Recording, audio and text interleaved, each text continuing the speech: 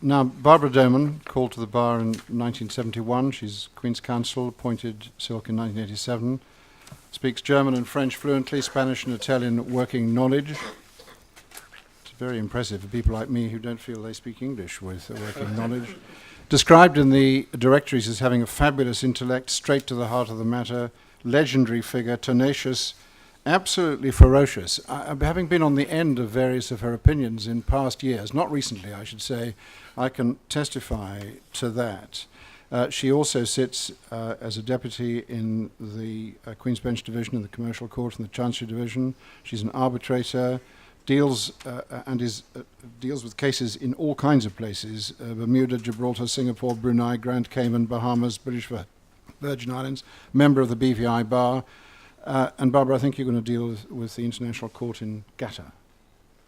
Well, first of all, may I thank the organisers for bringing together so many, so stimulating people and topics. I have very much appreciated the hours that I have been able to be here. Thank you very much. I was very impressed by what I just had the privilege of listening to, of Justice Anderson. And what I will have to say will give you, I hope, a picture of the diversity of what we now have in the world in the various court systems. Because I will speak about the International Civil and Commercial Court in Qatar, where I have been a judge since December 2006. Now, first of all, is Qatar a small state? Geographically, undoubtedly it is, and from the point of view of population, it also is. However, when one looks at its economic resources and its achievements and its impact in the world generally, then small may not immediately come to mind.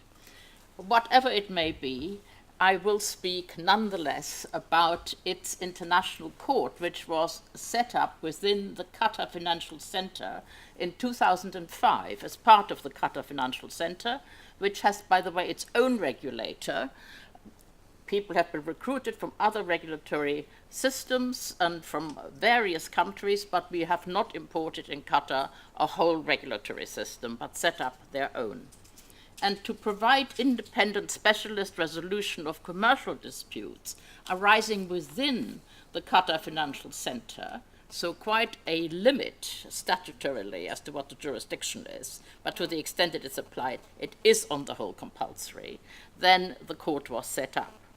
This is an international court which is not offshore, contrary to Dubai. It is onshore. It's under the constitution of Qatar, which incorporates the rule of law.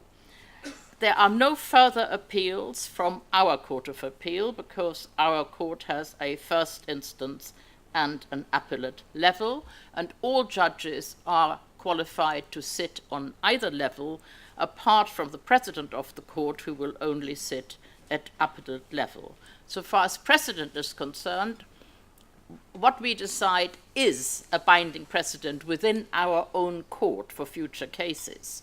It may be persuasive elsewhere, but it certainly isn't binding elsewhere in Qatar. And not least because the applicable law is whatever happens to be the applicable law to the dispute. People may have chosen English law, Indian law, Pakistani law, any other law, or, as it happens, Qatari law. So that has to be applied, whatever has been chosen.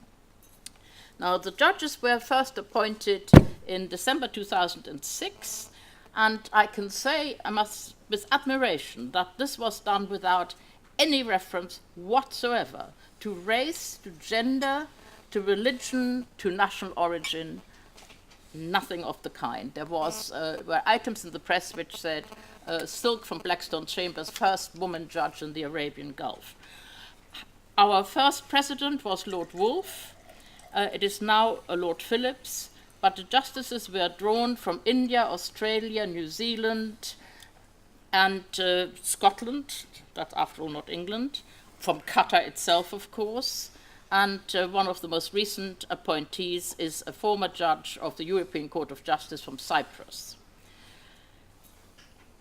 When we started in 2007, what we first had to do is effectively design the court. Not just actually the rules which would govern the court, but even the court itself, and the building, the outfit, everything. And the procedural rules are based upon essentially the commercial court rules here. The sittings began in 2009, and that is because it took until then for the procedure rules, which we had prepared with the help of draftspersons, to become law, applicable law in Qatar, part and parcel of the law there. We then, when we started sitting, immediately had insolvencies to deal with, contract, fraud, employment issues, the kind of work that you expect to see in a civil and commercial court. Now, as I sit here today, there is about to be a really new departure. A new law of 2016 has been approved. It is not yet in force. But what that provides for is an opt-in jurisdiction. And it provides, by its Article 7, Qatar International Courts, that civil or commercial claims, which might be subject to another court jurisdiction, which the parties thereto agree in writing to be subject to the civil and commercial court, whether before or after the dispute takes place, and whether all parties were resident inside or outside the state, or were QFC entities or other. This is as wide as it is possible to be. It means anybody in the world, provided of course the other party agrees, can come to the civil and commercial court in Qatar. The only exception that the statute provides for is an obvious one, which is that if there's already a final judgment of another court between those parties, then for sure our court won't hear that again. But otherwise, this is without limit. Then the court is also going to deal with arbitration matters, and I'll come to that in a little more detail in a moment. And very importantly, what is provided for in the law is enforcement. We have that already in the court so far. We have an enforcement judge, and all enforcement measures available to the local courts in Qatar and our court can all be employed in order to ensure enforcement. And as you know, the need to be able to enforce is really crucial, because if you can't enforce, then what on earth is the point? And that applies, of course, also to arbitration. Now, in the context of English jurisdiction disputes, for years, forum shopping was a pejorative term. However, there may be very good fora in which to shop, and they may provide an accessible, economic, independent, fair, and speedy service which people might very much like to employ. And we have had really numerous inquiries already from people wanting to come. By people, I mean usually commercial entities, corporations, banks, and so on. But we had to say, no, the law isn't yet in force. Some people prefer a court system to arbitration.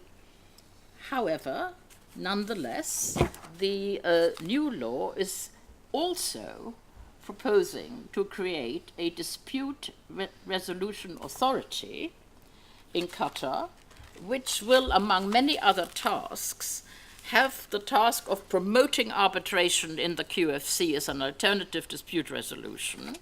It will set up a Qatar International Arbitration Center. It will promote the Qatar International Arbitration Center as a center for the resolution of local, regional, and international disputes through arbitration or through any other alternative dispute resolution, which includes adjudication, which will be big in the construction industry, and it does include mediation, and I have indeed done mediation in Qatar, and that has been very successful. Now, turning to the law providing what the court does. I have mentioned speedy. We are supposed to give our judgments within 30 days. This is subject to proper defense, adversarial principle, equal protection, and so on. But on the whole, we've done that. And I have already mentioned applicable law. Whatever is the applicable law will be applied, and if there's a dispute about conflicts of laws, then we resolve those disputes. I have also already mentioned the enforcement applications that are made to us. The enforcement judge has occasionally, just by sitting there with us and looking at certain litigants, managed to persuade them to have no further steps taken, which he made it clear he was perfectly able to take. Now, I have mentioned the procedure rules with a great deal of input from each of the justices, including Lord Wolfe, and they, unsurprisingly, therefore, contain the overriding objective. The court aims at delivering justice when practicing its functions and powers. It must deal with all cases justly. So far as practicable, this will include ensuring litigation before the court takes place expeditiously and effectively. The parties are on an equal footing. Information technology is used, and we have set various case management systems in place. Equal footing is difficult, and that is the case because insofar as you have individual litigants, and insofar as there is no legal aid system in Qatar, and we are struggling to set up pro bono, then you do have the situation where you have self-represented litigants and others represented by a very large team of lawyers. So this is something we must consider carefully and hope that a pro bono system can be developed.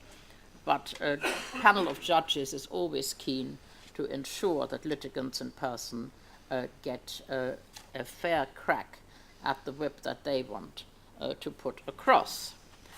We have a registry which deals with all the usual administrative functions and gives advice to people who come to the court and don't know what to do, and how do I bring a case, and is there a claim form, and what do I have to do? And the registry gives that advice and that assistance, particularly to litigants in person who need that. Now, I have mentioned that the court, under the new law, will have extensive powers in relation to arbitrations. And the court can appoint sole arbitrators, 3 arbitrators. They can, when 2 arbitrators already exist, appoint the 3rd arbitrator.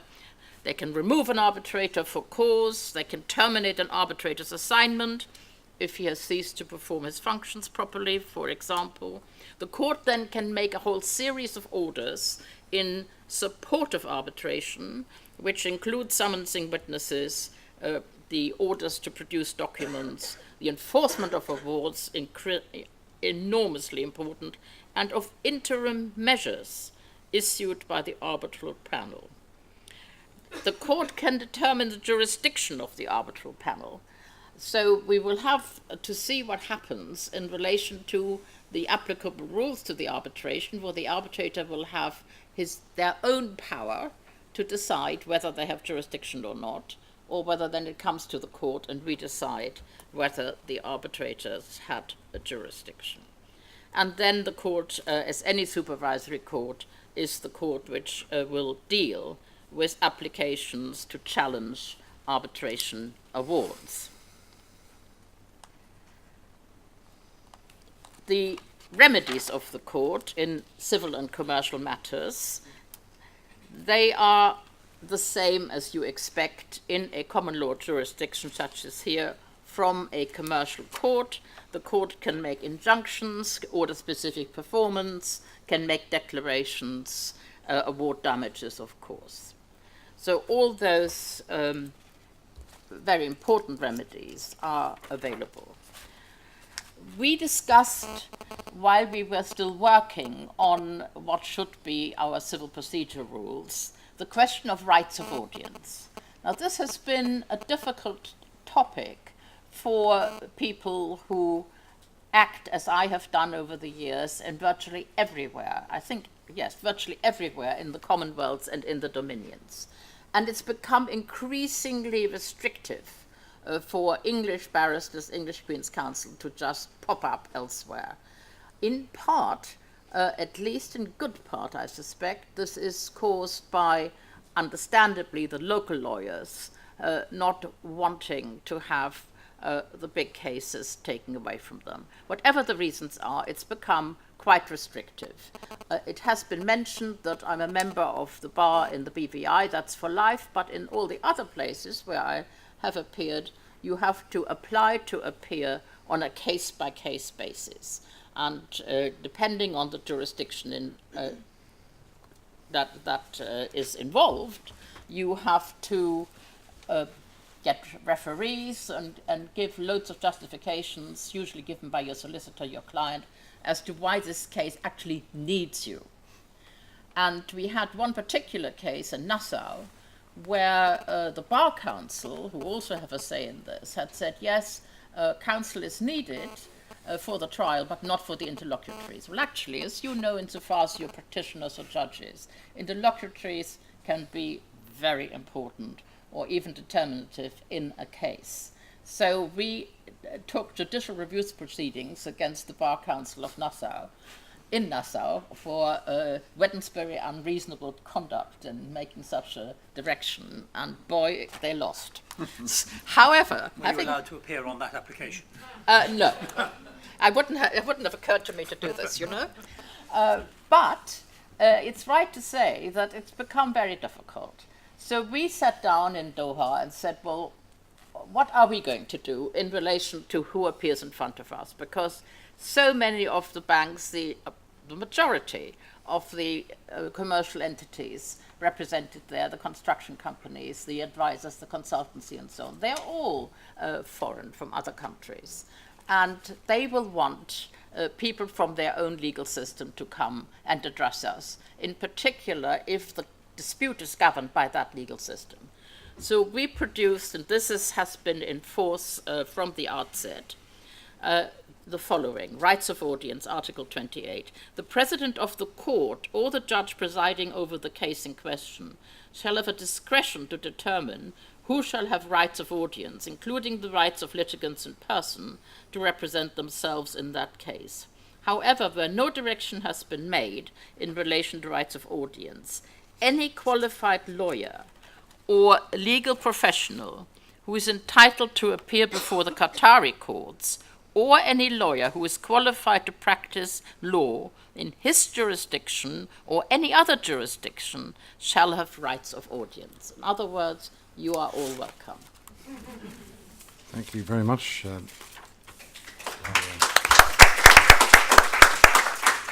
Charles Darwin, of course, concluded that all developments in human, or indeed any living organism, depends on natural selection. So we now have the Trinidad and Tobago Caribbean Court as one example, and now we have Qatar bidding for business.